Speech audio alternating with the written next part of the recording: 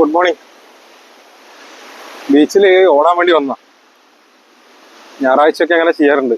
എല്ലാ ഞായറാഴ്ചയും രാവിലെ വലിയ തിരക്കില്ലാത്ത സമയങ്ങളിലൊക്കെ നമ്മൾ സാധാരണ വീടിൻ്റെ അടുത്ത് റോഡിൽ ഓടുന്ന ആ ഒരു ഫീലല്ല ബീച്ചിൽ ഓടുന്ന സമയത്ത്.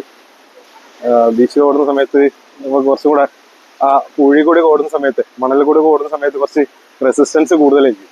അപ്പോൾ രാവിലെ ഒരുപാടൊന്നുമില്ല, 2-3 കിലോമീറ്റർ ഓടും.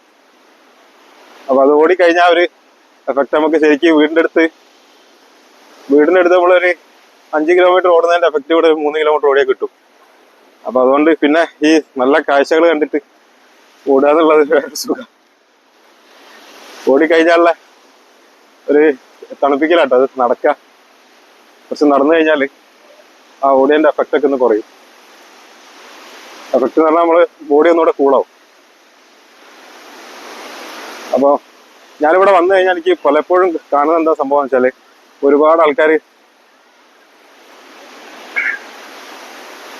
നമ്മൾ പറയുന്നല്ലേ ആൾക്കാർക്ക് നടക്കാൻ പറ്റൂല അങ്ങനത്തെ കാര്യങ്ങളൊക്കെ. ഇവിടെ വീൽ ചെയറിൽ വരെയുള്ള ആൾക്കാർ വന്ന് രാവിലെ അറ്റ്ലീസ്റ്റ് ആ കാറ്റെങ്കിലും കൊണ്ട് പോകുന്നുണ്ട് കേട്ടോ. അത് ആൾക്കാരുടെ മൈൻഡാണ്. പണ്ട് എനിക്കും ഇങ്ങനെ തന്നെയാണ്. ഞാൻ 100 കിലോ ഉള്ള സമയത്ത് എനിക്കും ഇങ്ങനെ വരാൻ പറ്റിയിട്ടില്ല. അപ്പൊ അത് പിന്നെ 100 കിലോ ഉള്ള സമയത്ത് ഓടുക എന്നുള്ള അത്ര പ്രാക്ടിക്കൽ ആയിട്ടുള്ള സംഭവമല്ല. ഈ സമയം എന്ന് പറഞ്ഞാൽ ഞാനിപ്പോൾ 73 കിലോ വെയിറ്റ് ഉള്ളൂ, 27 കിലോ കുറഞ്ഞു.